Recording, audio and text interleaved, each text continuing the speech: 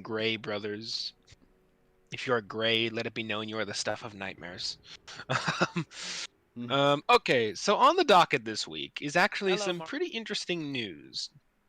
Following up with what we kind of said last week about information about Halo and stuff like that, this week we'll be covering the Bungie showcase for Witch Queen that'll be taking place on the 24th on Tuesday, which is basically next week. No, it is next week. It is. It's right on the dot for Destiny's normal resets. Indeed. Which is actually an interesting other point, which I feel like I want to talk about later, but I'm getting ahead of myself. The second thing on the showcase we'll be talking about this week is the Xbox Gamescom event, which they will be doing something. Xbox will be revealing more stuff, anyways, on the 24th as well. Interestingly enough, that is only about an hour or two, I'm told, before the Bungie one.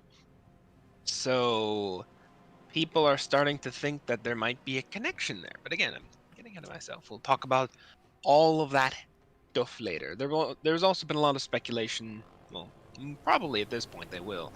But there's been a lot of speculation that they may also reveal the release date for Halo Infinite on this showcase, which I do believe they would probably do. I mean, they might, yeah, it makes sense because I mean they've been teasing it for the 24th for how much now, and it makes sense.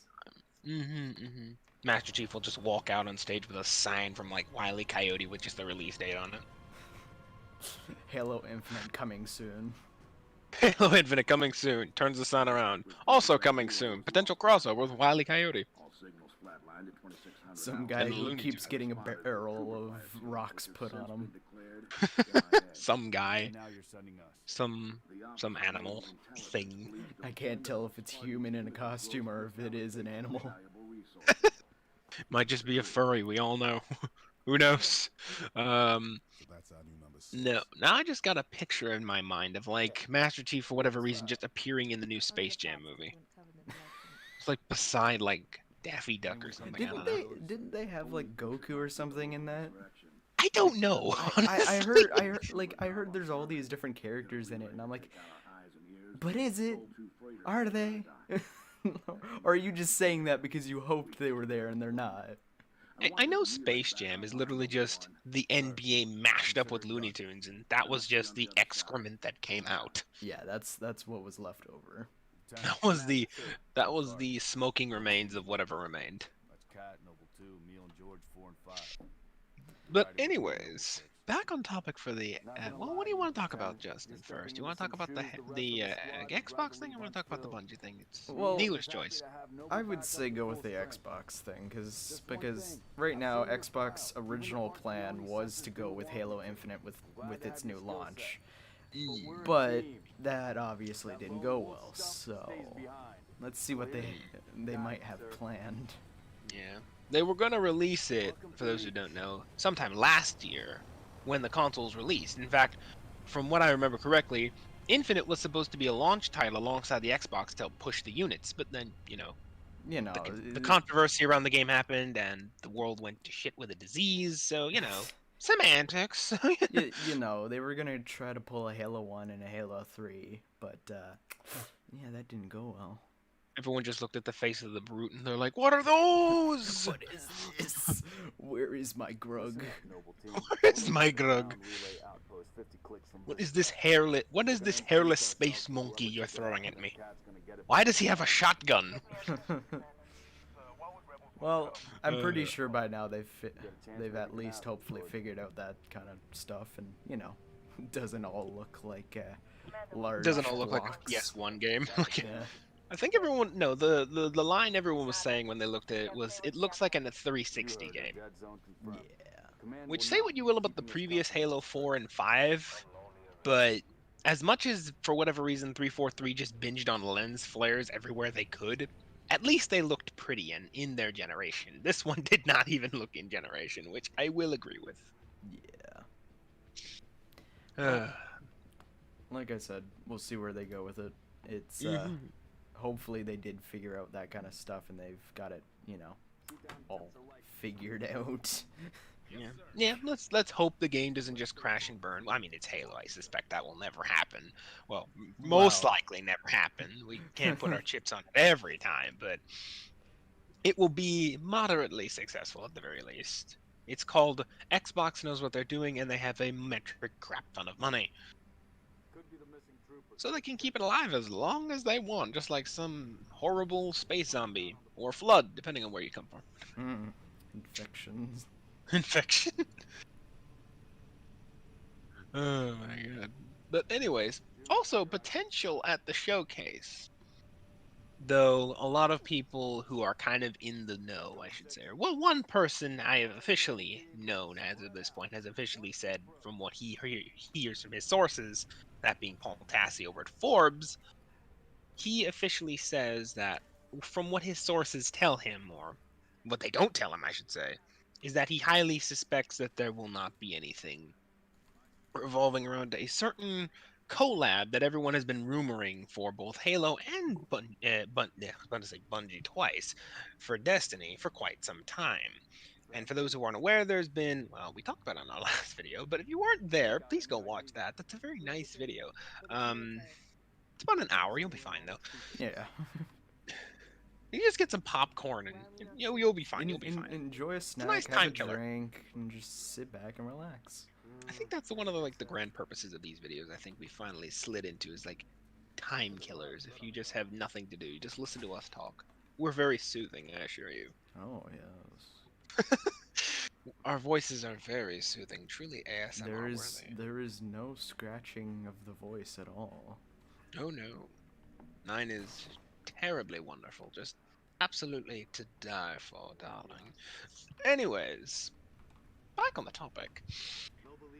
The collab between Halo and Destiny has been rumored for quite some time now. However, because of the closeness of these events, literally being only an hour or two apart from each other on the same day, on the day of Bungie's reset, many people have been speculating that the long rumored kind of crossover between these two games will be announced at one of these two events. However, as I mentioned prior, Paul Tassi at Forbes has finally gone on record to say, from what his sources tell him, that's not gonna, or at least from what he believes, it's probably not likely, if at all possible, that if it does happen, it won't be at one of these events that'll be revealed. It'll just get revealed sometime later. Again, season 15, which it is believable what he's saying. Season 15 is probably the longest season, oh no, correction, the longest season we will ever have, starting in next week in August and going until at the very least next year in either January sometime or February, because it has been scheduled Witch Queen, that is the next expansion that will cap off the end of the next season, the coming season, and go right into the expansion, is stated for early 2021. Now, those who don't know marketing speak, usually when a company in the games industry says early 2021, they're talking about sometime in January, February, or forgive me, my brain just forgot what was after January, February, March. Had a few March. problems. I'm smart. Anyways, when a company says that in the industry, it usually means January, February, or March. So, most people are betting that it may very well be sometime in February, most likely January, not January, I mean, because that is a little too soon. And at the latest, it'll be in March, though I personally do not wager that, personally. I suspect it will be sometime in February. Probably. So that means we are getting, not including this current month, or what, week and a half? Not even week and a half, week and a quarter month we have left. For August, we have 1, 2, 3, 4, 5, 6, possibly 7 months in this season. That is the longest season, a world record-setting season for Destiny. Probably means something big's been happening. And I mean, it would make up for all the time people were saying the current season has been very lackluster. Let it be known that this season actually was not originally on Bungie's plan when the Witch Queen was first revealed, because at the time they were still going off of Activision's previously imposed roadmap, which meant they had to get off one of these big expansions every year around right about now, or sometime in, right about now, but I recently will say, I'm willing to bet that things like the darkness subclasses probably wouldn't be a thing if we were still under the Activision timeline. Because I have the feeling the reason they're taking so long with some of this stuff is to make sure that they can have time for that kind of thing and get the darkness subclasses. I feel like, well, we know back with the last expansion, well, the last expansion, I should say. The last expansion was Beyond Light. The one before that, Shadowkeep, was still specifically right on the schedule that they were having for Activision. They were desperately trying to meet that mark, and they just couldn't pull it off. Yeah. And so with this one, they did push it back. Like the probably when it comes to Shadowkeep is the fact that they probably already had the majority of it done, and it was going to be following what they wanted, and like with that anyways. So it would make sense for them to just try to get it out for the time they wanted. They really, Like, they did try to rush it a little bit, but I think they pushed it back a little because they couldn't meet that deadline. And then with Beyond Light, they just straight up said, we're pushing this thing back, release date in general, to November. And now with this one for Witch Queen, they're like, okay, screw November. We're pushing it back even further until basically next year, in early next year. So they didn't even give a solid number. But yeah, it's clear that Bungie is aware of what they can and can't do with the time they're allotted, and then obviously Activision's old schedule did not work. And again, I kind of agree with what you said, Justin, in that they want to get this right. Though my personal belief, and a lot of people in the kind of Destiny lore community and just community in general, think that since this has to do with Savathun, which is an enemy they've been hyping up since the beginning of D2, and some would even argue the end of early D1, for quite a while. For quite a while, yeah. There's been rumors of her, or should I say, kind of Easter eggs of her involvement all over the place in D2, and D1 even had a little bit of a reference to her.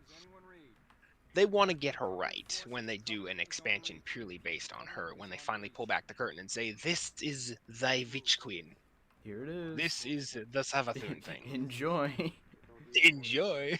Let's not make sure it's not terrible and all that. I mean, if you look at that kind of leaked image of what Savathun apparently looks like, she has them massive shoulders, man. Them pauldrons. You don't need shoulder armor when you got that stuff. Walking through doors must be a nightmare. That's why all the Hive's doors are super tall. Well, not wide, but just really tall. Well, a lot of them are pointy, keep in mind. So, I mean, it makes sense for pointy, broad shoulders to have pointy, strange, broad-like doors. Just like when they're building the doors on, like, the ships, the architect is just like, but boss, why do we have to make them so weird? Can't we just make them square or circular or some regular shape? The architect's like, no, the boss is doing this for accessibility issues. It must be this way. This is how we do it. The queen will kill us if we cannot, if she can get through the door to kill us. All accessibility issues, I'm sure you.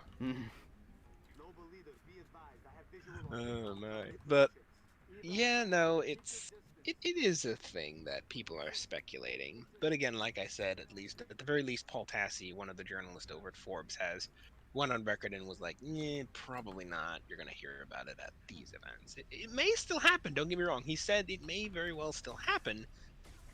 Because again, actually quite famously, Phil Spencer, who's the head of the Xbox just entire division over at Microsoft, is actually a well-known Destiny 2 fan himself. So, interestingly there. Yes. So it may still happen, and Bungie does have connections to their previous franchise in Halo, though admittedly when they first broke off with Microsoft, there was, I want to say, at least a little bit of bad blood there, but it seems it's mellowed out quite a bit over the years, so they're on talking terms nowadays. Yeah, things are probably a lot better than what they were. Yeah, and I mean, I have a feeling both sides probably realized that they benefited being together a little more than they were separated. And Phil Spencer has been known, or just Xbox as under Phil Spencer, has been known to play a lot more nice with other games industries, as we mentioned in the past, or not games industries, just other people in general, be it other members of the console industry in Sony and Nintendo. The whole cross-play thing that they're allowing is monumental, considering for the last actually several decades now, it's been very walled garden with all of the consoles.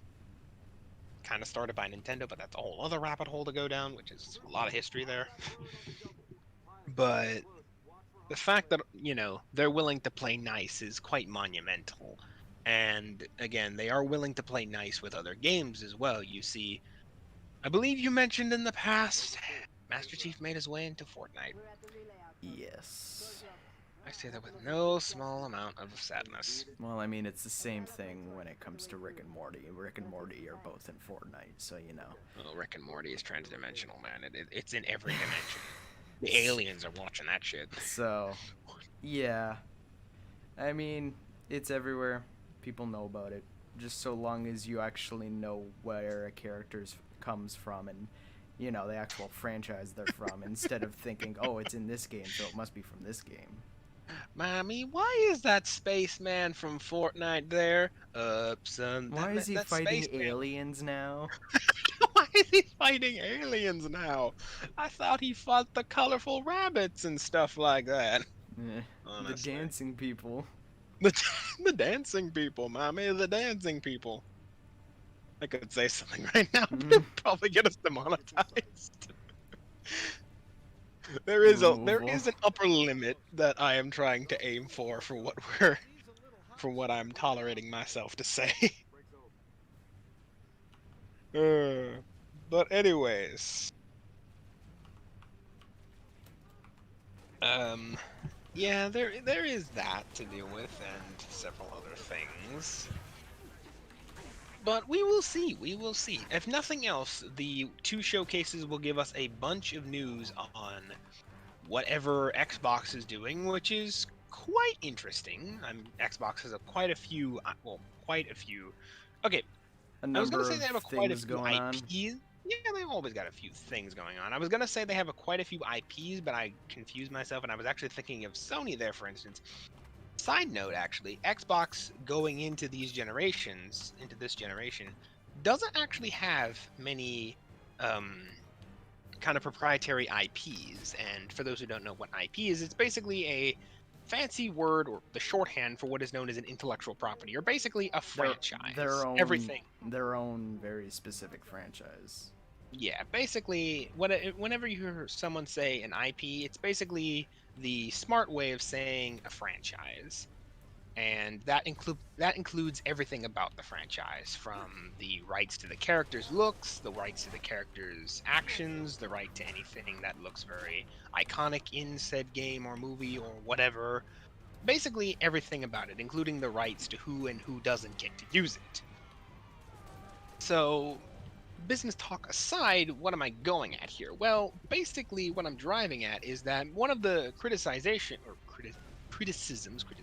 not a word. Criticism, thank you, is that Xbox, unlike PlayStation, does not have many individual IPs. And why is that important, or many IPs to call its own? Again, why is that important? Well, remember how I was talking about that walled garden earlier? Back in the day, and I'm talking about like the 90s here, so early days of console gaming, and even into like the early 2010s, the way games set themselves apart was basically almost like how a sports team sets themselves apart, with almost brand loyalty here. With the whole legendary Sega does what Nintendo don't thing. Anyone who's really old will know what that kind of marketing slogan is, and that was quite literally Sega slandering Nintendo on the marketing front to basically inspire brand loyalty, because yes, back in the day it was that heated between consoles and people did have battle lines. I am not even kidding you. The console wars. Literally, when people say the console wars nowadays, trust me, it was a lot more heated back in the day. It's a lot more tame these days, especially now that everyone's agreed to work together. Yeah, but again, I'll get to that. But anyways, that was how games distinguished themselves between, what the console could do, how powerful it was, and stuff like that. And while that is something of a factor nowadays, most people aren't comparing console specs as much as they used to. Most consoles are pretty beefy, then that's the end of it. They're pretty beefy. We're getting to a point where there really is no massive jumps in technology depending on which console you go to. The Xbox One was a little bit of an exception because Xbox cheaped out on that one, but that's a whole other ball of wax. They did fix that later on, so they knew what they were doing, or knew what their mistake was, I should say. They So solved that pretty quickly. Yeah, it took them a few years, but so anyways, what I'm driving at here, as I said before, is that nowadays how consoles distinguish themselves from one another and get people to play their consoles and, move the expensive pieces of plastic we all love to buy every few years, myself included, is IPs. What IPs can you specifically play? What games or franchises, should I say, can you specifically play on this console you can't get anywhere else? Famous example, Nintendo has Mario. You're not going to get that on Xbox or PlayStation. I'd like to see Nintendo Mario make it to Xbox. I feel like that would be some weird gritty reboot of Mario, but I mean, it's the same as like Master Chief making it into Smash, basically. Yeah, well, it's Smash Brothers, so don't hold your breath. That would be the first place he'd probably make it in with how Smash works. But point being is that these are basically things console uses to be like, hey, we have a shiny game that you possibly or may or may not be interested into. You want to play that game and its prior and later console or releases? You come to our platform.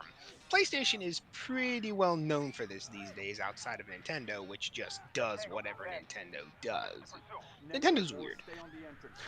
Also, fun fact of the game industry, Nintendo is weird. I know, shocking.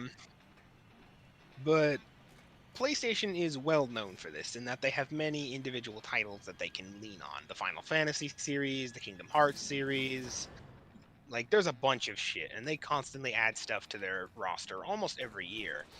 Death Stranding, I'm not too sure actually. There's been rumors Kojima may work with Xbox, though I've been hearing whispers that's also a load of dung, so who knows. But anyways, there's a bunch of stuff that, again, PlayStation leans on. Ratchet and Clank, another famous example there. But anyways, one of the complaints many people give to Xbox is that while they do have IPs in the form of Halo, let's be honest here, there's no small IP by any means. I mean, no, it's Justin is currently playing one of them right here. Yeah. It's quite famous, but regardless, it is but only one IP, one of many others that Xbox could have. I mean, it could be. It's a massive IP, but it's only so massive. Yeah, it's only one so IP. Much on its own. It's only one IP, and there are people who don't, dig Halo, so to speak. Heresy. So one of the things many people say is that if Xbox wants to continue distinguishing itself, is that they have to get more IPs. With the release of Xbox Series X, they've been going on an acquisition spree of studios. It's clear they've taken that criticism to heart, and they have basically been buying up studios by the dozen. And that's a good thing, actually. Why? Because it does mean that now there are more things Xbox can use to distinguish itself. I believe the studio that made the Outer Worlds, I don't know what they're called, they were bought by Xbox. And one of the most famous acquisitions Xbox has made recently is actually Mojang. And yes, Mojang that is right? Mojang and Bethesda. Yes. Now, for those who don't know what Mojang is, congratulations, you do not know the business industry. The games you do not know the big game that is the open world, boy. So it's nothing to be surprised of. Most people do not know what Mojang is at first talk. Mojang is basically the corporation that owns Bethesda. It owns all the side thing, Arcane Studios. It owns all those. Hold on a minute. I know you're questioning what that means, Justin. How come You just said Mojang owns Bethesda. Correct, they do. That is actually the official legal position that Bethesda is in, where they are technically owned by Mojang. However, Bethesda and Mojang are kind of the same thing these days, and a lot of the decisions Bethesda does is through Mojang as a company. But if you were to look at the legality of everything, Mojang owns all the studios, Bethesda included. They're technically the overarching brand of the company. Bethesda, like I said, just does all their business stuff through Mojang. It's just weird to think about. Yeah, I know. Most people do not know that because unless you're into the business end, you've never heard of Mojang. You just know Bethesda, and Bethesda owns a lot. Technically, they don't. Mojang owns a lot. But through acquiring Mojang, which again, they did, or Xbox did, for a massive sum, a world record sum. In fact, let me just pull up how much they did, just so I can get the number right. No money. It is a world record setting. Ah, here we go. Bethesda. They set a record sum when they finalized the deal at $7.5 billion. Which sounds like a lot of money because it is a lot of money. In fact, that is the biggest amount of money that oh, not Mojang, my bad. ZeniMax. Like I said, I can't remember the name. I thought Mojang, but ZeniMax. My bad. Yeah, that makes more sense. Yeah. ZeniMax owns all the other companies, and Bethesda just does all their business work through ZeniMax. Yeah. Now I'm curious what Mojang owns. Why did Mojang come to mind? I don't know. I mean, when I think Mojang, I literally just think like the Minecraft-related stuff. Yeah, I don't really think. That's why I was thinking about it. I was listening for something from Minecraft very recently, and I guess Mojang stuck in my head. Sorry about that, everyone. Parasite seeping in your brain. It's like, I own everything. Although, interestingly enough, I was still right. Mojang was bought by Xbox. They were. But that was a long time before. Yeah. That was actually when... That was back a year or two ago. Yeah, when... yeah. But I was still right. They do own Mojang still. However, they did not buy Xbox and Mojang together. Still. Anyways, they bought ZeniMax and by proxy bought everything that Bethesda owns as well as Bethesda itself. Like I said, for a whopping sum of 7.5 billion, with a B, and set something of a record there, because that is the biggest amount of money ever put for an acquisition.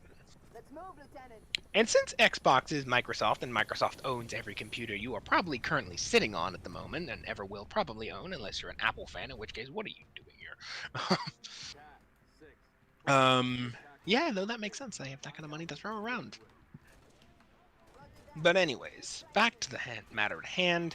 Xbox has been going at a massive acquisition spree of big titles and studios that make big titles, all to fill out their catalog so they can more easily distinguish themselves. Again, it makes sense from a business standpoint because even if they move away from shipping consoles, they still need something to distinguish themselves from everyone else. And, well, why go to Xbox if you can't play, anything Bethesda makes? In fact, when Bethesda was bought, interestingly enough, there was a little bit of a controversy around some of Xbox's, or Bethesda's titles, I mean, because prior to the acquisition, Bethesda had been making, was it Starfield, am I correct? I think it was Starfield. I think that's the name of the thing. I think that's the name? Yes, Starfield. Starfield, the thing that Bethesda's been hyping up from here to Kingdom Come for quite a while now, among a few other things. And when the studio was bought by Xbox, a lot of people were wondering exclusivity rights, right? Because when these things are bought, typically the whole purpose is to make them exclusive, which is a whole other ball of wax if people like that or not. Short answer, most people don't. But people like to enjoy game. But again, whole other ball of wax. So most people were wondering what's going to happen to Starfield. Bethesda did say in an official statement, or Xbox I should say at this point, stated in an official statement, that anything that was promised to the other consoles as of that point will be honored. They will not change those terms. Anything going forward, it's more flexible. As far as we know, Starfield is itself a pure exclusive to Xbox and Windows. Like I said, they're the same thing. So, at the very least, Starfield is an Xbox exclusive. As for the other things, well, like I said, Bethesda or Xbox, same thing at this point. Basically They're said under the same roof. they're under the same roof at this point. Basically said that when it comes to games moving forward, they'll be handling them on a case-by-case basis. My best guess is that they'll be cherry-picking the ones that'll probably make the most money and just give out the ones that they think will be decent but not world record-shattering. A fair business move, if I'm being honest. Speaking of the acquisition by Mojang, or there I go again, saying Mojang. Speaking of the acquisition of ZeniMax and Bethesda, now, I think you can speak more of this than I can, Justin. Well, I think we both can, but probably you specifically. Bethesda's business decisions are questionable on the best of days. Yeah, Bethesda's got some interesting things going on for the past little while. Indeed. 76. Yes, our wonderful That is game. such a wonderful game. Can you hear the excitement? The idea is beautiful. The result was horrible. As is many things. But yeah. Many people thought that after Bethesda bought ZeniMax and Bethesda by proxy, that the end of Bethesda's bad business decisions was at hand. And for the most part, I believe that is true. Because Bethesda does not know what it's doing. Xbox clearly knows what it's doing. Or should I say Phil Spencer clearly knows what he's doing. And in fact, I think Jim Sterling, a well-known game critic, even said that if they want to make this a good acquisition, Xbox just has to remember this one thing. Don't let Bethesda have a say in anything. And they'll be fine. Don't let them do anything that involves release early. It's just, don't let them say or do anything. Just do everything yourself and just tell them what to do, and all will be well. So, I think I think Xbox will probably stick to that slogan. I feel like they know what they're doing. They probably do. Hopefully. Hopefully. Let's not hold it. But hopefully. Wow, we started this off with the talk about like Bungie and Xbox, and we just got down this rabbit hole of side things about the topic. Well, I mean, it's a big connection. Still correlated in a way. Yeah. So it's still kind of on topic. We can still say that, right? Right. I think we can. Good burp here. Oh. Yeah, that would be interesting on stream. Oh my goodness. So, take a drink here, one sec. But yeah, no, right now, when it comes to Bethesda, hopefully they won't continue with some of the interesting choices they have made, and hopefully, make choices that don't want people to refund everything and then be denied refunding. Refund everything, deny refunding, get angry, throw their console or computer out the window, promptly regret it because expensive it was. Yes. I'm sure that happens to everyone, right? It does, I'm sure. Ignore the 6 broken computers outside my window. Here, hold on a minute. Ignore this noise that you're about to hear. Clack, crash. Clack, crash, glass just cracking. What is that? Nothing. Nothing. We will now continue this stream as I power my transmission via the internet through a potato. Why not use your computer? My computer has been predisposed to issues. It is indisposed at the minute. Am I invisible? Anyways, ignoring the burning hatred of a computer, which for a guy who has a degree or diploma in software engineering, probably shouldn't be saying that. What am I saying? I know what I'm doing. I am a I master. know what I'm doing. I went to school, paid a lot of money. only to learn how much I hate computers. I mean, love computers. They're the best. They're the best. They're the best. Anyways, so calm, The anger. calm, Relax. calm. It's What's over. that thing? What's that thing from what is it, like the beat the boss or like kill the boss or thing? I can't remember what that game's called, but it's like the guy just does something. He just puts like headphones and he's like, no wait, no want, no worries. Anyone who knows what I'm talking about knows exactly what that is. That is anything having to do with computers in some cases. Don't get me wrong, I'm good with them. And why am I justifying myself? Because you Stop must. it. Oh my god, I'm like, I'm good. I'm good, right? I'm good. And I'm like, in the back of my head, like, why am I justifying this? Anyways, moving on. So, Bethesda, Xbox, Bungie. Let's go back to Bungie. Yeah, we even talked about Bungie a little bit. When it comes to Bungie, it's interesting because I actually want to see where they go from here. This big showcase that we talked about where, you know, it's this massive thing. They've been actually keeping it pretty close to their chest. And when I say that, I mean that they haven't really, outside of the release date and the general gist of, we'll talk about Witch Queen, they haven't said anything about it. Been And fairly yet, hush-hush. they've been fairly hush-hush, and that usually indicates it's something pretty big. Most likely more than just the Witch Queen. Yes, it'll probably be primarily about the Witch Queen and stuff, but the fact that it is what it is and they've been so quiet about it means that there's a good chance they'll be talking about more than just the Witch Queen. Yeah. Most likely, like, future of the franchise as well. And I say that because, oh, actually, that's one of the things I want to talk about today. Is, recently, my eyes are strained, 1 second. Okay, there we go. Recently, the two heads of the kind of Destiny 2 IP. Let me just figure their exact title so I can get it right.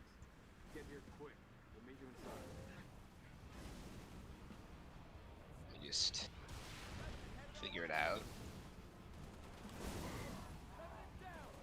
Oops. Caps lock. There it is. Yes. Two of the heads of...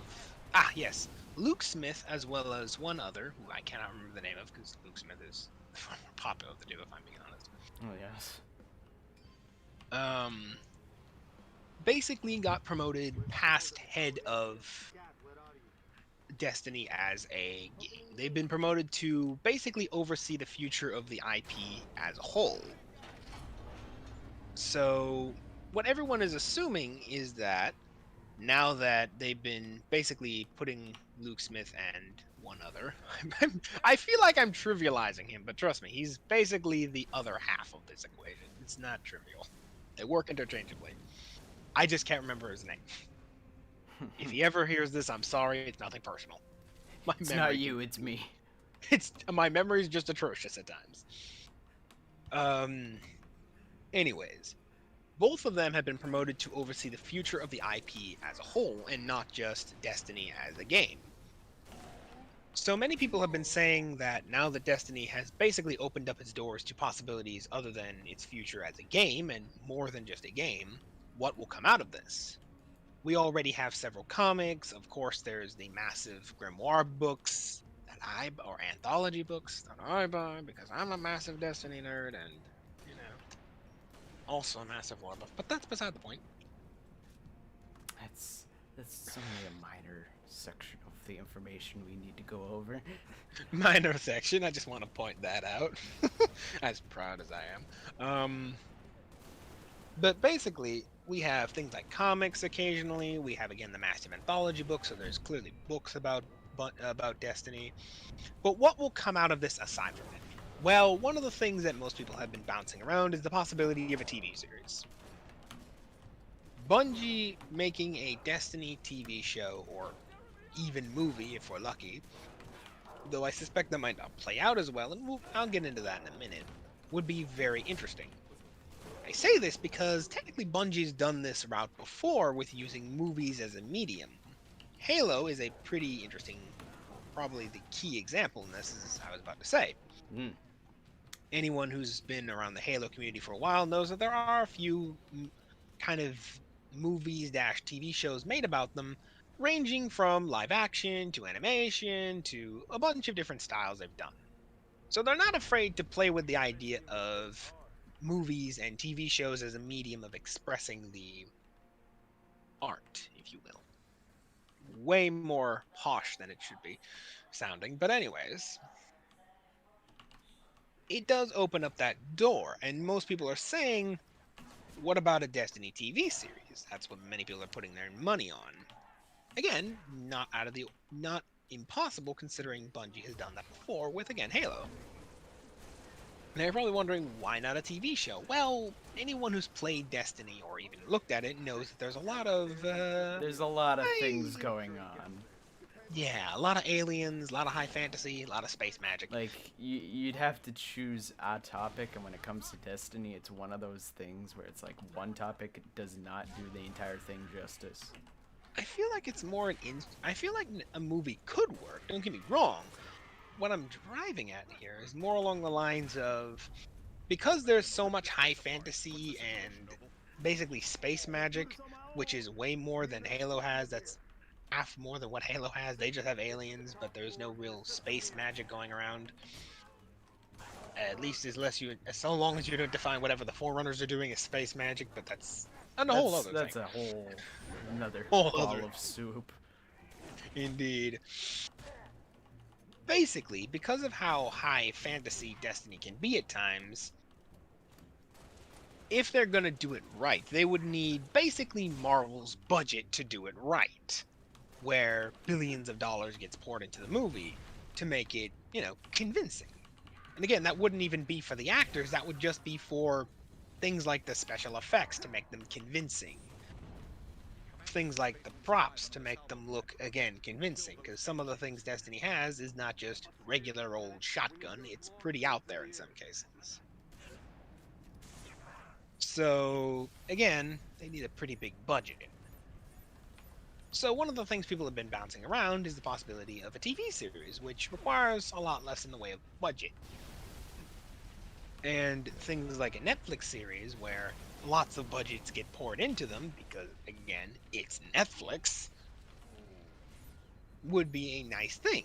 Something like an animated series is something people are bouncing around, because, again, it's a lot cheaper to make an animated series than a live action series. Number one, you don't have to make all the props. And number two, you don't have to spend so feckin' much on special effects. It's all just animated. Which really helps to sell the whole thing. So many people are kind of hoping that we may one day get a kind of unveiling of a TV series set in the Destiny universe. Me included, honestly. I'm not gonna lie there. Yeah. No, hopefully it does. They do something like that, perhaps. Like I said, we've seen Bungie do this with Halo, and it's been, I would say, successful. What do you think, Justin? I think it's been a successful attempt. With Halo, some of them have been good, some of them have been interesting, but none of them have been bad. Yeah. I think it's all a matter of personal taste. So some of the stuff they've done when it has gone and itched a nice niche for some of the things that people like. Some of them it's a little bizarre, but that's Halo, and Bungie and all that. I agree. They've ranged from good to decent. None of them have been bad, though, so they clearly know what they're doing in that medium, at least. 343 has continued that in some other projects as well, so. In fact, Bungie was quite famous for the Halo when they were making it to have live-action trailers as well. Yep, they which did are that still for pretty Reach. famous.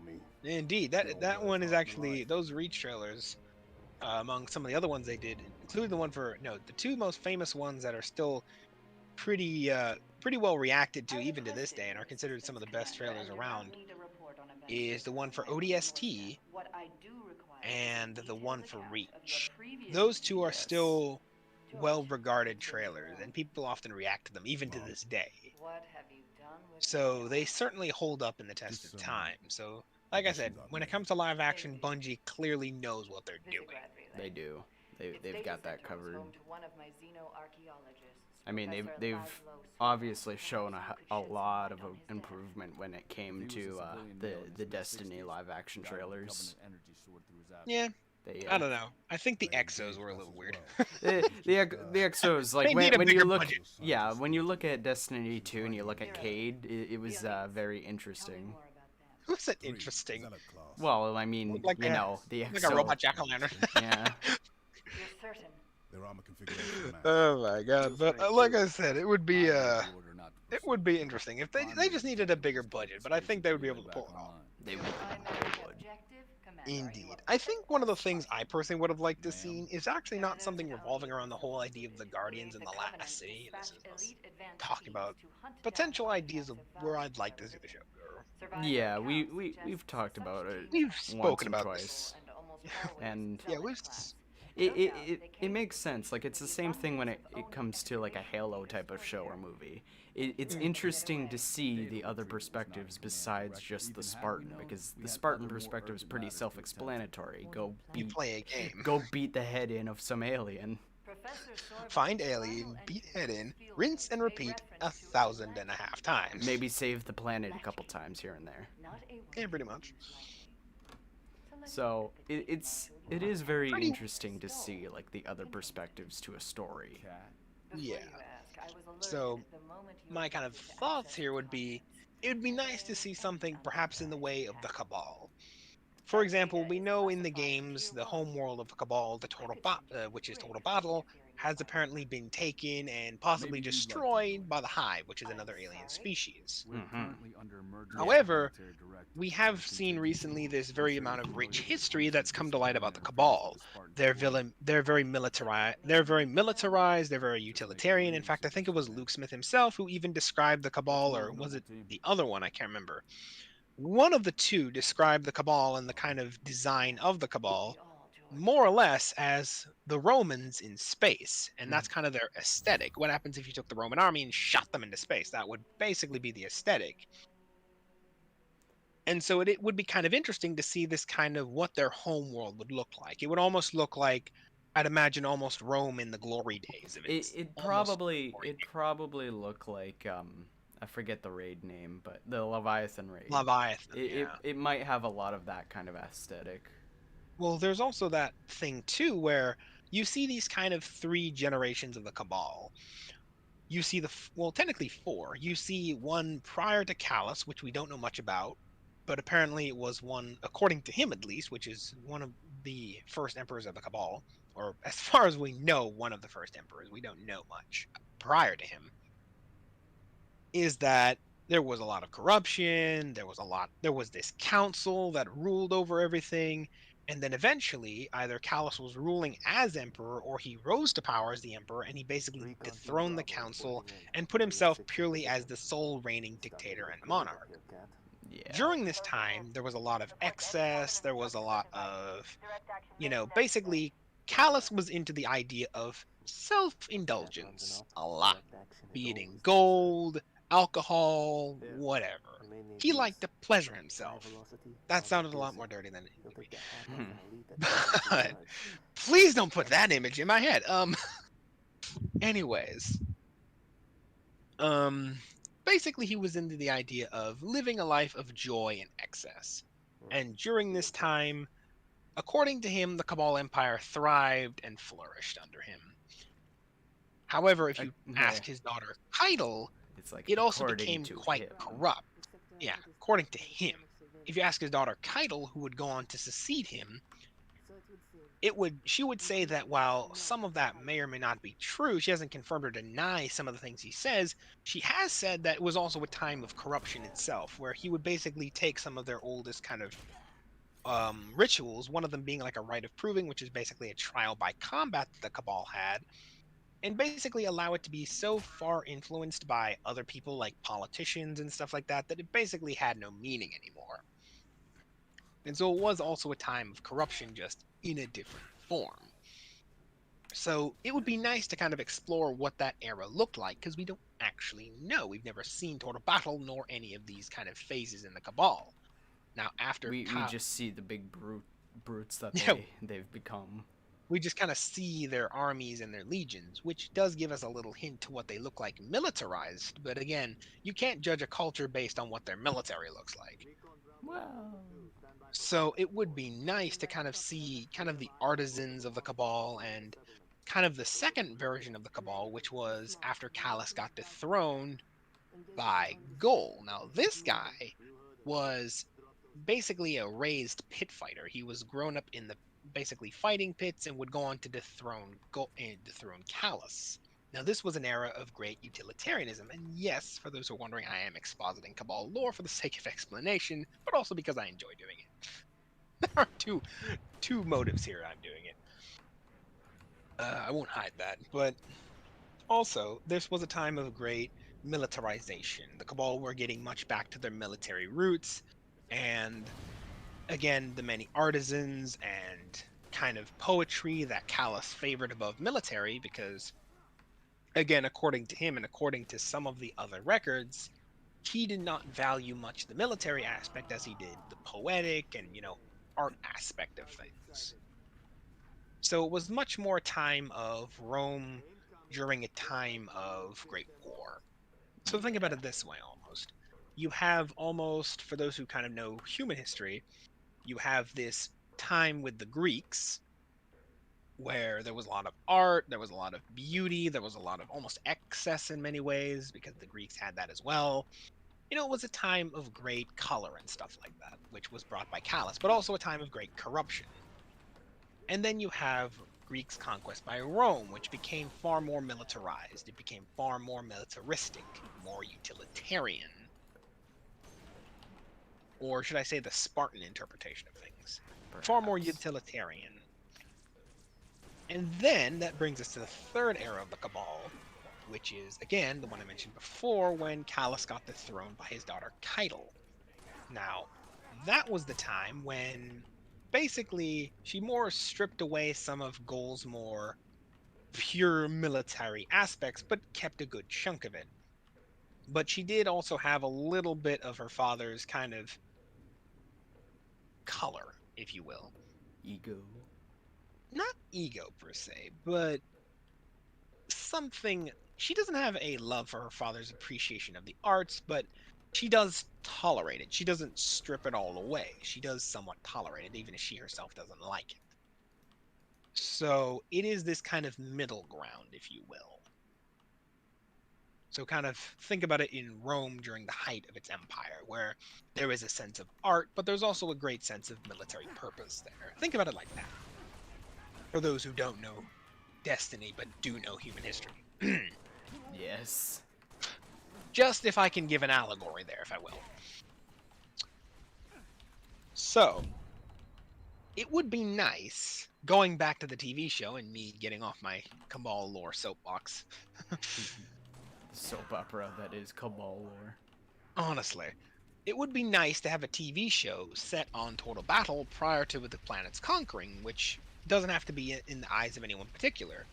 It doesn't have to be in the eyes of Callus or Keitel or anyone really that we see in the game itself. It could just be some random Cabal legionary or some random Cabal that rises through the ranks through these three eras. And we kind of see how the world changes as each leader kind of puts their mark on it and then is dethroned, and the next one kind of takes stuff away, puts stuff in. It would be nice to kind of see the Cabal's home world during this time of great constant upheaval, and what the world kind of looked like through those 3, 4-ish phases. I suspect that would be an interesting plot line. Another interesting plot line I thought of was perhaps something in the vein of the Elixni. Now, may not be on their home world, but it could be perhaps through the Spider, who is basically a crime lord dash, I don't know, war profiteer, I suppose. A little bit of, yeah, but a little bit of both. A little bit of both. He's got his thing going on. Yeah, his little thing. It'd be kind of nice to maybe play, or should I say, it would be kind of nice to kind of see the world through maybe one of his Elixir, or even he himself is on the day-to-day. Kind of the Elixir underworld that's kind of flourished now that he's rose to power. Oh my god. All this talking is killing my throat. I feel like that's the gods telling me to shut up. You don't have a wonderful voice enough to handle the vocals. I used to do a lot of opera. Fun fact. Not enough. It's been a while. I just haven't been drinking enough. One of the things you learn when you do a lot of this stuff is drink constantly so you don't strain your vocal cords as much in long talks or speeches.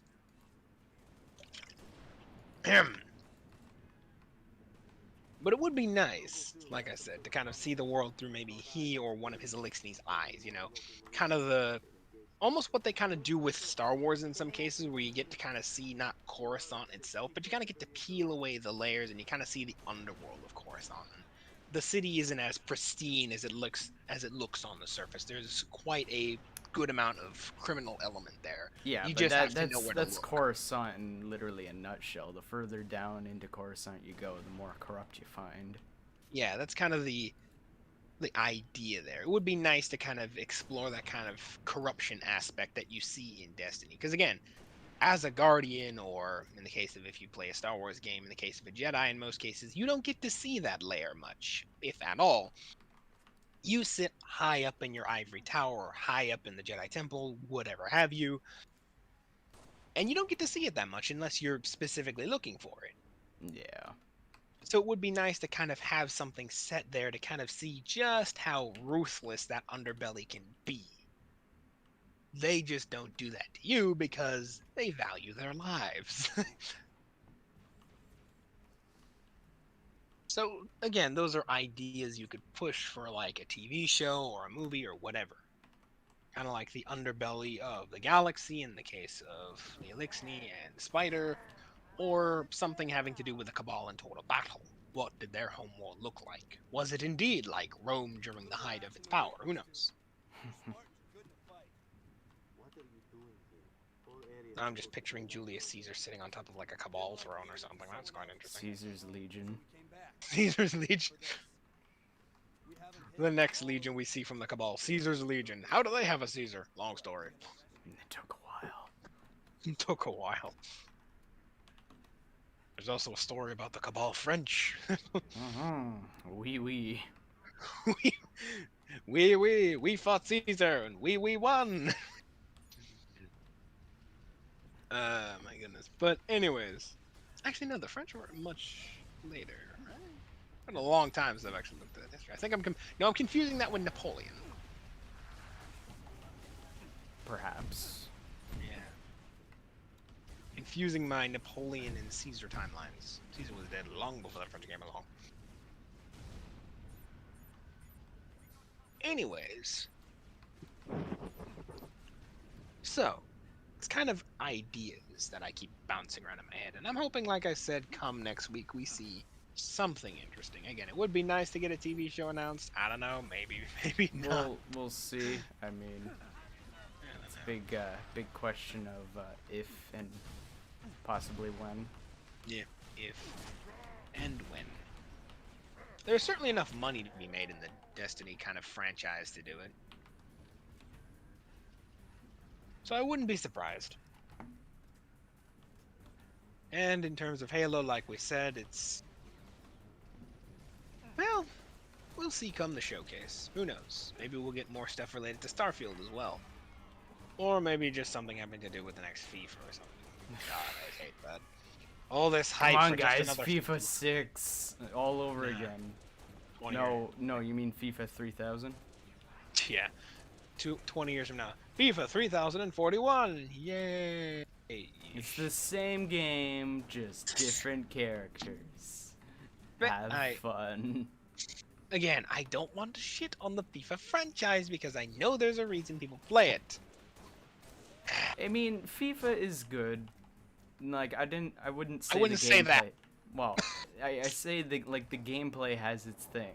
It's just like there comes a point in time when like people have certain bugs in a game and you keep having the same bugs in the next game that you have to ask, are you going to fix this? If you're gonna fix this, I should say. Yeah, it's that idea of like, I know why people play it, because people want a sports game that has to do with, the FIFA license, and people want to, play that kind of thing. Mm-hmm. But FIFA as a franchise under EA is, to put it in the words of the gambling, the only wheel, or the words of the gamblers, the only wheel in town. It may be crooked, but it's the only wheel in town. So that kind It's of the doesn't leave only you many thing people alternatives. really have if they really want sports games.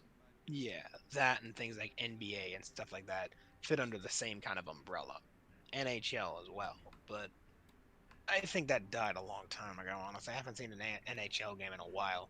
And we're in Canada, mind you, so if it's not here, I can only imagine about everywhere else. I don't know, maybe in Russia or something.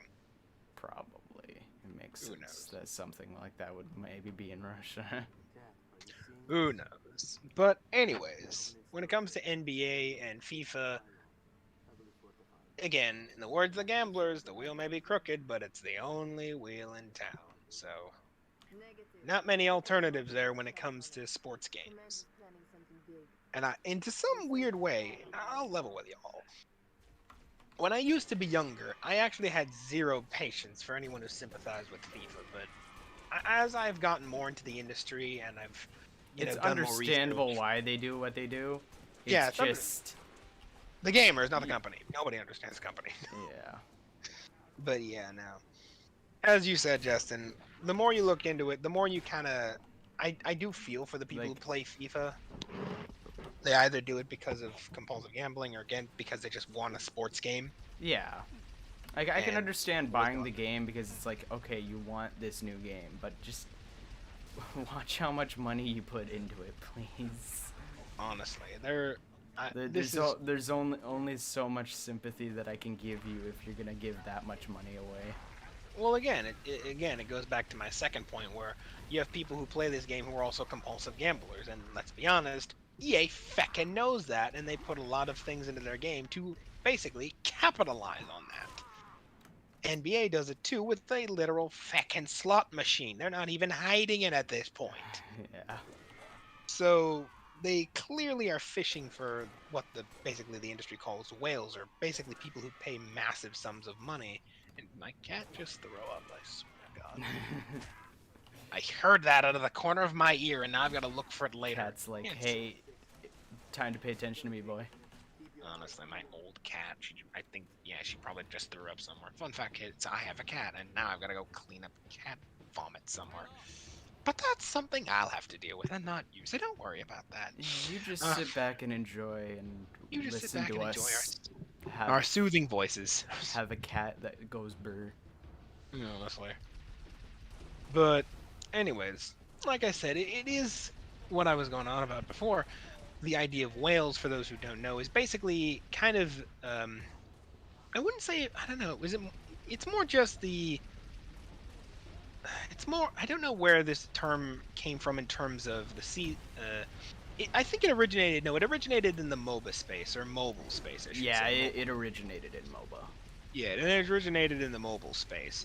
And basically, for those who don't know, it's basically a term for those who pay massive sums of money in a game. People who will drop massive sums for whatever reason. It could be gambling, it could be because they have a lot of money to throw away, it could be any reason. They just spend a metric ton of money. And there's an entire scale. There's like guppies and stuff like that, and yes, they use fish terms. I don't know why. I think it just simplifies it, honestly. But the highest on this list that you can get, as far as last I checked, is whales. And I think even then, there's even a list tier above that only appeared recently, which I think is like mega whales or something, which pay like millions to get in these games. Yeah. And the logic of these games, ladies and gentlemen, is that they're not looking for the people who spend small amounts of money, or if any at all. Don't get me wrong, they're not going to turn you away if you don't pay money. But what they're fishing for is those mega whales, because all their profits come from them. The logic here is that they're not going to make their profits on most of the people who play the game. They're just going to make their profits on those few small minorities, and they're like less than 1% in some game communities. But again, since they pay so much money, it kind of evens out at the end of the day. So, and again, FIFA and NBA have taken this evil lesson in cruelty to heart and have tried to imply, no, correction, there is no trying here. In the words of Yoda, do or do not, there is no try. And in the case, they are feckin' doing.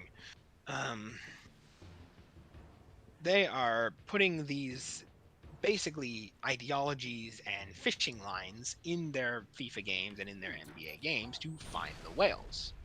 What do I mean by that? Well, again, look at things like FIFA and how they deal with card packs. What do I mean by that? Well, think about it. How much noise, or should I let me put that more, shall I say, specific? How much positive reinforcement do they put in? How many times do they remind you, buy a pack, buy a pack, buy a pack, buy a pack? Or how many times when you open a pack is there so much kind of like sense of surprise and stuff like that? I don't want to use surprise mechanics because I'm not giving them that one. I refuse to give them that one. But don't you like the surprise mechanics? Honestly, there is such a thing as surprise mechanics. They're all just exploitative. But basically, the whole shtick here is that they have so much positive reinforcement. And again, this is something you'll see in things like casinos as well. A lot of lights, a lot of flashing noises, something to get your attention and to make you feel that rush of excitement when you open a pack. Basically, it's to keep you doing it. Now, obviously, this doesn't work on everyone, but they're not looking for everyone. They're again just looking for those whales who it does work on and will do it a lot. So, again, it is this kind of thing where, again, wheel's broken, but there really is no other alternatives here. It's all you got. Stick with it or run away. Honestly, like I said, I feel sympathy for the players who play FIFA because EA and 2K know they're exploiting people. They just don't care. They won't admit it. Or at least not in public. No. Give it a boardroom or two. Give it. I'd love to be a fly on the wall in some of those boardrooms as the executives are counting their annual bonus to themselves. And yes, for those who don't know, in the games industry, that is very much a thing. Don't believe me? Just look at any article related to the CEO of Activision. The man who gives raises to himself for no reason, even if he doesn't meet his quota. But that's a story for another day. So, moral of the story, I guess, is just be careful with these games. I mean, be really careful. Like, in the MOBA space, it's understandable to like play it because you want to enjoy it and stuff. But there's enjoying it, and then there's literally giving all of your life into it to the point where you won't even have money for your own food. Well, like I said, the most I can tell you to do is just be careful. Be careful with these things. Just go into these things with this very clear idea and let it be no delusion or illusion in your mind, I should say, that these things want your money and they will go to any end to get it. Nope. No matter how scummy and arguably possibly illegal it is. And well, I mean, that's for governments to hopefully figure out. Well, that's the thing. If you were to apply the same logic that the games industry is working with these things on the casino industry, not only would there be several amount of investigations covered, but there would be the hammer of the law coming down on them from a holy hell. But again, the games industry moves at a rate that governments just can't keep up with, because anyone who knows government knows that they are laughably slow in terms of how long it takes for any form of policy to get through. And again, that's a whole other story, but because of how slow it is, it's very easy for the games industry to basically just find the one loophole and then find the loophole for the loophole for the loophole. Yeah, the loop of the loop of the loop of the loop. Honestly, it's just loopception. It's just loopception at that point. But again, because of this, they're basically able to operate basically unregulated casinos, quite literally in the case of NBA, without much, if any, without any oversight. Because at this point, the only people they answer to are the investors. And the investors just want to make their money, so don't expect any sympathy from them.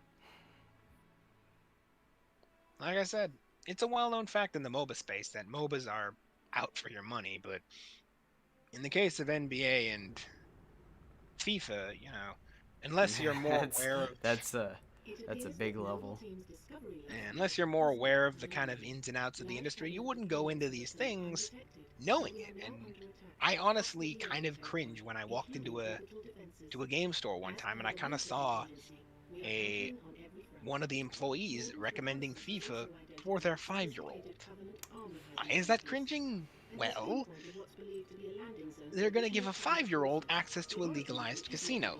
Yeah. Quite literally. I mean, if I'm gonna recommend a game for a explain it? 5-year-old, I'd recommend like something like Minecraft and just have them go into creative mode or something. Like, the Honestly, games for 5-year-olds. anything else. Yeah, like. Hell, Halo at this point. I don't know. Teach them the value of war. I don't fucking know. I mean, that was what mine was, so I don't know. If you want to try to like me. I learned war at an early age. I learned war never changed. I learned war never changed. No matter what year you were in. I still bear the scars.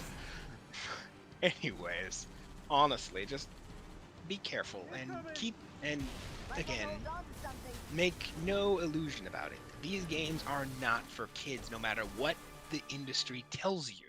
Mm-hmm. They are not. Well, I mean, go to the rating system. Isn't most sports games meant for teens? No, that's the thing. All these games are rated E. Of course. Every one of them. Of course they are, right. The games industry knows what they're doing. They just don't care. Because it makes them money. So like I said, these games may say E for everyone, but make no illusion about it. They have casino mechanics in them. They should be M. And that may sound a lot because it's a sports game. How bad could it be? Just look up anything having to do with gambling mechanics in games and get back to me on that one. Yeah. Trust me, it is a long rabbit hole and it is not a pretty one. So whatever you do, if you are an adult who plays FIFA, well, I can't stop you because that's your money and you're old enough to make your decisions. But be careful. And for whatever you do, on the name of the Traveler, Thor, Odin, whatever your god may be. Whatever your god may be, keep those games away from your children. It may look all nice, but I assure you, that is nearly inaccurate. Like Lego Batman or something at that point. Like, yeah, just go with something nice and civil. Hell, like, a Disney game. I don't know. Like the younger they are, the more creative you should want them to be. Not, I mean, I can understand you want your kid to be like a sports junkie and grow up with a sports scholarship. But, all right. Yeah. But if you're a sports family, don't start too soon because you're probably gonna make them a very unhappy kid. Even so, like, even if you're a sports family, I get it. You wanna raise your son to appreciate soccer or baseball or hockey or football or whatever is your thing. Well, wouldn't you want the actual real thing at that point then? And again, if you play these games, be careful. They are out for your money, and never give them to your children. They may say E for everyone, but trust me, E for no one. Trust me, they may say E for everyone, but no. Trust me, everyone. This is something so big that even the governments have begun questioning this mantra that the games take a passively carelessness to things. And again, they don't care. They just want your money. And again, one final note. The ESRB, the people who put all these ratings on games, they have to do it by law. I could go into the whole shtick of why they were created, but let's just safe to say that a lot of things happened, and basically to skirt around the idea of government oversight, which I do understand is not a good thing because, again, politicians are old. Legislation takes a long time, so any recommendations or corrections will take a decade and a half to come through. But there is one thing. The ESRB was created by the games industry itself. For those who don't know, it's basically the ESRB's goal. Its purpose was basically, my mic keeps moving, excuse me, my voice has been going on and off. Got a very The ESR deep thing going on now. Yeah, my mic has been just moving all over the place, so I'm hoping it doesn't impact my voice. Excuse me if it has been, but for those who don't know, back to what I was saying, the ESRB was basically the game industry's attempt, or should I say successful attempt, at basically giving the governments something that they can say, here, we're self-regulating from this point on. Self-regulating. Which means the games industry, at the core of it, what they're doing at the ESRB is primarily for their own interest. Don't get me wrong. There are some things they cannot get away with. Sexual content, over a lot of violence, which, interestingly enough, was the whole reason the ESRB came to be. Things like that they cannot justify to anyone. They cannot justify putting anything sexual in front of 6-year-olds. No matter how much it would please them, trust me. No matter how much money they might think about. As much as how much money they would get out of that, they cannot justify that. And they know that. But there is one thing they can get away with. These loot box mechanics. Because again, if you peel back the layers, and in some cases, in the case of NBA, it's pretty obvious. They literally have a slot machine and pachinko machine in the game. They're basically legalized casinos. But again, they know the industry or the government takes a mega long time to make any form of corrections to anything, so they can just ride the wave for now, count the money, and then for the meantime, just find the nextest way to exploit people. Newest way to exploit people, I should say. But just keep this in mind. The ESRB was created primarily to keep the games companies' base interests in mind. They may claim to be ratings board, and they are. Yeah, they are not your friend. They exist primarily to basically push the game industry's agenda. And as conspiracy as that is, that's basically the size of it. Yeah, that's basically the size of it. They are created to push the games industry's agenda, not the safety of your kid necessarily. And loot boxes make them a ton of money. I was going to mention this earlier, but I didn't get around to it. FIFA, or EA, I mean, EA's revenue, you know, the mega company that is EA, that makes FIFA, a good chunk of their profit, mind you, or is it profit or revenue? I think it's revenue. No, I think it's revenue, but I could be wrong. Could be either profit or revenue. I think it's revenue, though. 80% of that revenue these days comes from one mode in one game. I am not even jesting. And take a quick guess what that is. FIFA Ultimate Team. You know, the one with the loot cards. Yes. The one with the loot boxes. And considering that's where most of their revenue dash profit, and yes, I know there is a big difference, but I cannot remember it off by hand. If that's where most of their money, regardless, is coming from, one mode in one game, there's a big problem. Because, like I said, these things make them a ton of money, so don't expect them to find any method to basically get them out of the hands of people who will give them money. Because if it makes them enough money, they will fight tooth and nail to justify it, even if it is not by any means right. Pretty much. So, like Justin said, moral of the story here, ESRB, not your friend. They may play them. They may play the card of looking out for the children, but trust me, the only ones they're looking out for is the industry.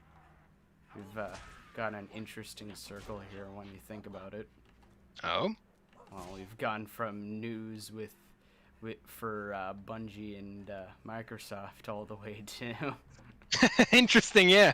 I feel like we kind of we start these off with a base topic. And for those who don't know, me and Justin, we kind of talk about what we're going into with these episodes, and we agree to just recently we're just gonna talk about these things until whenever we're done. We're not really obeying any form of time limit these days, and let us know what you think about that if we should start obeying time limits again. But we just kind of keep talking until we're done, or should I say, I just keep talking until we're done. I add on to things, just not that much. Yeah, he adds on to things, but he's busy playing Halo. He's our editor-entertainment provider, or entertainment provider. Gives you something to look at. Yep. But anyways. But I think the new format we're working on now just kind of gives us the opportunity to go down these rabbit holes of side tangents. Pretty much. And again, let us know in the comments if you think that's a good thing or a bad thing. I will shut up if you think I talk too much. Trust me, I've gotten that before. I am not even afraid to admit that. Trust me, I know. But, again, yeah. Super long stream, but, you know, it's not how we're working these days. It's not that long. It's almost an hour 30. It's not. Really? I thought it was a little... I don't know. No. It is what it is. So. I think we'll, what do you think? I could keep talking, but I think we should probably cut it off here. I think a 2-hour stream would be a little bit pushing it, even with our flexibility. Well, we can quickly sum up a few things. Mainly, keep an eye out for some of the Microsoft stuff. Microsoft originally was planned to have Halo Infinite be its flagship release for its new console. That didn't work out, obviously. So Obviously. It'll be interesting to see where they go and what they have planned for Microsoft. And Bungie, well, we're going to see what they got going on. We are going to see. So, like I said, these are all on the same day again, on the 24th, Tuesday next week. About an hour apart from each other, or 2 hours. No, about an hour. Yeah, an hour or two, I can't remember. One of them starting for Bungie on 12 p.m. Eastern Standard Time and 9 p.m. I think it was 9 p.m. Pacific Time. Well, let me just get that specifically so I can quote exactly. That's one thing I don't want to just leave up to maybe, maybe not. If you're interested in looking into it. Yeah, I believe it is 8 and 9 PST. Yes, 9 p.m. 9 p.m. Pacific Time and 12 p.m. Or 12 noon, I should say, Eastern Standard, and the Xbox showcase is about an hour before that, so if you're looking into that, then, hold on. I believe I have something here that tells me the time for the Xbox One, which is at 10 a.m. Pacific Time. 10 a.m. Oh, no, 10 p.m. Eastern Time. My bad. Yes. So about 2 hours before the Xbox showcase. Or before the Bungie showcase. So Bungie showcase is at 12 p.m. Eastern Standard and 9 p.m. Pacific Time, and Xbox is at 10 p.m. Eastern Standard. Which would mean it is at 8 a.m. Pacific Time. I do not feel any sympathy for those in the Pacific time zone. So. Hopefully you did enjoy it all. Well, hopefully they do bring some interesting things and, interesting plans on what they actually gonna do. Indeed. Let us see what comes out of that. Yeah. I will certainly be watching. What do you know, Justin? I think I suspect you may or may not watch the Xbox One. I'll try to watch if I can. I mean, that day I've got an appointment, so I'll see if I can. But I will try to, and if I can't, then I'll just go and look at everything afterwards and see how everything went. If it went good or bad. Newsflash! New Forza game gets announced. Skip. Next, please. Next. Alright. NBA Jam is getting ready soon. Well, hopefully you all did enjoy, and we will see you around. Yep, hopefully you all did enjoy. Again, we will see you around, as Justin said, and in the awards of the this outro is shit. Oh my god. We're pulling for you. We're pulling for you. And in the words of the immortal Red Green, we're all in this together. Good night.